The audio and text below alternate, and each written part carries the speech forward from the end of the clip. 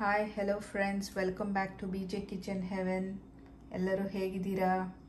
So ನಾನು ಚೆನ್ನಾಗಿದ್ದೀನಿ, ನೀವೆಲ್ಲ ಚೆನ್ನಾಗಿದ್ದೀರಾ ಅಂತ ಅಂದ್ಕೊಂಡಿದ್ದೀನಿ. ಇವತ್ತು ಗುಜರಾತಿ ಸ್ಪೆಷಲ್ ಹಾಣ್ವು ಮಾಡ್ತಾಯಿದ್ದೀನಿ. ಸೊ ಬನ್ನಿ ನೋಡೋಣ ಹೇಗೆ ಮಾಡೋದು ಅಂತ. ಸೊ ಈಗ ಒಂದು ಮಿಕ್ಸಿಂಗ್ ಬೌಲಲ್ಲಿ 1 ಕಪ್ ರವೆ ಹಾಕ್ಕೊತೀನಿ. ಸೊ ಯಾವುದಾದ್ರೂ ರವೆ ತೊಗೊಬೋದು, ನಾನಿಲ್ಲಿ ಬನ್ಸಿ ರವೆ ತೊಗೊಂಡಿದ್ದೀನಿ. ಸೊ ಇದಕ್ಕೆ ಅರ್ಧ ಕಪ್ಪು ಮೊಸರು ತೊಗೊಳ್ಳೋಣ.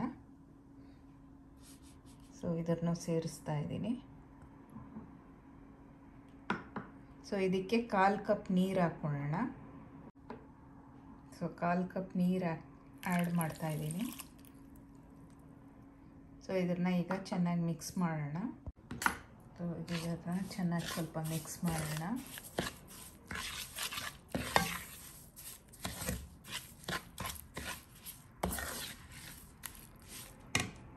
ನೋಡಿ ಈ ಥರ ಕಲಸಿದ್ದೀನಿ.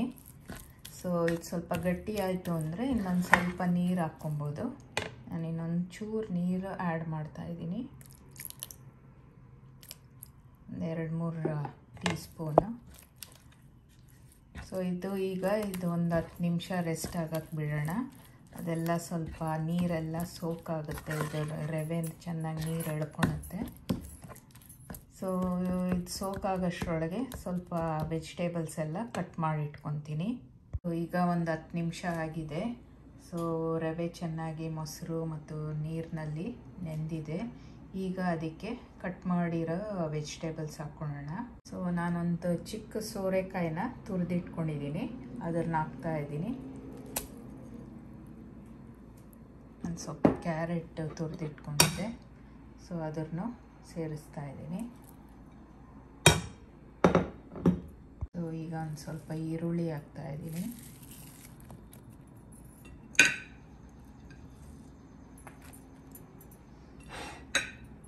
ಸ್ವಲ್ಪ ಒಂದು 3-4 ಹಸಿಮೆಣಸಿನ್ಕಾಯಿ ಹಾಕ್ತಾ ಇದ್ದೀನಿ. ಚಿಕ್ಕದಾಗಿ ಕಟ್ ಮಾಡಿರೋ ಶುಂಠಿ ತುರಿದಿಟ್ಕೊಬೋದು ಅಥವಾ ಸಣ್ಣದಾಗಿ ಕಟ್ ಮಾಡಿ ಇಟ್ಕೊಬೋದು. ಸೊ ಇದನ್ನೆಲ್ಲ ಸ್ವಲ್ಪ ಮಿಕ್ಸ್ ಮಾಡ್ಕೊಳ್ಳೋಣ. ಸೊ ಇದನ್ನು ಚೆನ್ನಾಗಿ ಮಿಕ್ಸ್ ಮಾಡ್ಕೊಂಡಿದ್ದೀನಿ ಈ ಥರ. ಸೊ ಇದಕ್ಕೆ ರುಚಿಗೆ ತಕ್ಕಷ್ಟು ಉಪ್ಪು ಹಾಕೋಣ.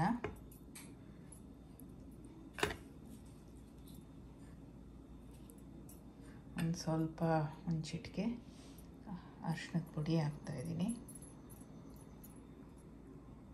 ಒಂದು ಸ್ವಲ್ಪ ಕೊತ್ತಂಬರಿ ಸೊಪ್ಪು. ಮತ್ತು ಇದನ್ನು ಚೆನ್ನಾಗಿ ಮಿಕ್ಸ್ ಮಾಡ್ಕೊಳ್ಳೋಣ. ಎಲ್ಲ ಚೆನ್ನಾಗಿ ಮಿಕ್ಸ್ ಮಾಡಿ ಇಟ್ಕೊಂಡಿದ್ದೀವಿ. ಈಗ ಇದಕ್ಕೊಂದು ಸ್ವಲ್ಪ ಬೇಕಿಂಗ್ ಸೋಡಾ ಹಾಕ್ತಾಯಿದ್ದೀನಿ, 1 ಟೀ ಸ್ಪೂನು. ಸ್ವಲ್ಪ ನೀರು ಹಾಕೋಣ. ಸೊ ಈಗ ಇದನ್ನು ಚೆನ್ನಾಗಿ ಮಿಕ್ಸ್ ಮಾಡೋಣ. ಈಗ ಸ್ಟವ್ ಮೇಲೆ ಒಂದು ಪ್ಯಾನ್ ಇಟ್ಟಿದ್ದೀನಿ. ಸೊ ಅದು ಚೆನ್ನಾಗಿ ಸ್ವಲ್ಪ ಬಿಸಿ ಆಗಲಿ. ಸೊ ಪ್ಯಾನ್ ಬಿಸಿಯಾಗಿದೆ, ಇದಕ್ಕೊಂದು ಸ್ವಲ್ಪ ಎಣ್ಣೆ ಹಾಕ್ತಾಯಿದ್ದೀನಿ.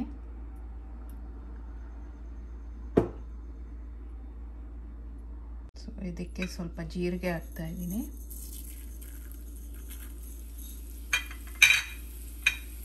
ಒಂದು ಸ್ವಲ್ಪ ಸಾಸಿವೆ,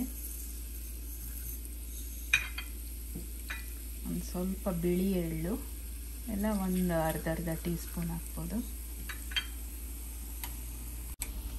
ಇವಾಗ ಉರಿ ಸ್ವಲ್ಪ ಕಮ್ಮಿ ಇಟ್ಕೊಂಡು ಈ ಕಲಸಿಟ್ಕೊಂಡಿದ್ವಲ್ಲ ರವೆದು ವೆಜಿಟೇಬಲ್ ಮಿಕ್ಸ್ನ ಇದಕ್ಕೆ ಹಾಕೋಣ.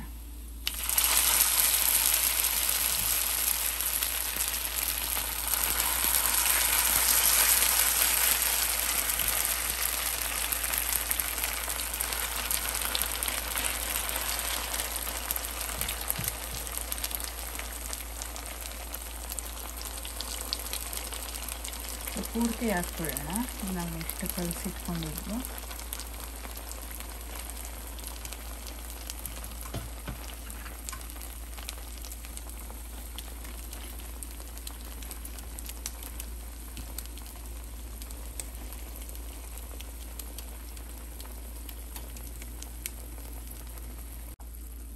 ಸೊ ಈಗ ಇದನ್ನು ಕಮ್ಮಿ ಉರಿಯಲ್ಲಿ ಲೋ ಅಲ್ಲಿ ಇಟ್ಕೊಂಡು ಒಂದು 10-15 ನಿಮಿಷ ಇದು ಕವರ್ ಮಾಡಿ ಚೆನ್ನಾಗಿ ಅದು ಬೇಯಕ್ಕೆ ಬಿಡೋಣ.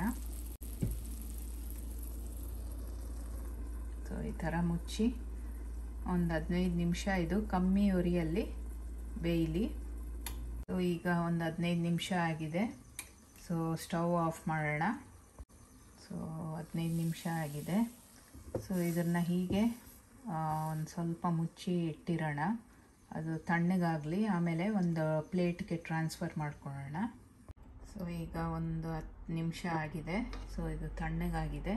ಇದನ್ನು ಈಗ ಪ್ಲೇಟ್ಗೆ ಟ್ರಾನ್ಸ್ಫರ್ ಮಾಡೋಣ.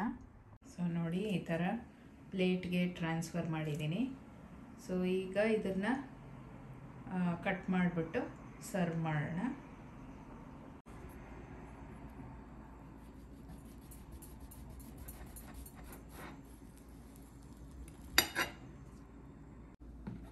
ಸೊ ಬನ್ನಿ ಈಗ ಸರ್ವ್ ಮಾಡೋಣ.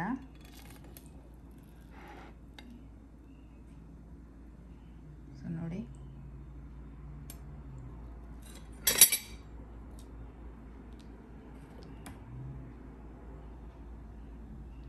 ಸೊ ನೋಡಿದ್ರಲ್ಲ ಫ್ರೆಂಡ್ಸ್, ಹಾಂಡ್ವೋ ಗುಜರಾತಿ ಸ್ಪೆಷಲ್ ಎಷ್ಟು ಹೆಲ್ತಿಯಾಗಿ ಕಾಣಿಸ್ತಾ ಇದೆ, ಅಷ್ಟೇ ರುಚಿಯಾಗಿರುತ್ತೆ, ಸೂಪರ್ ಆಗಿರುತ್ತೆ.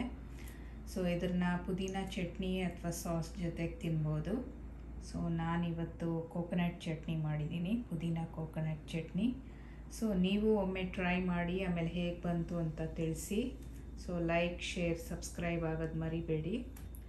ಸೊ ಮುಂದಿನ ವಿಡಿಯೋಲ್ಲಿ ಸಿಗ್ತೀನಿ.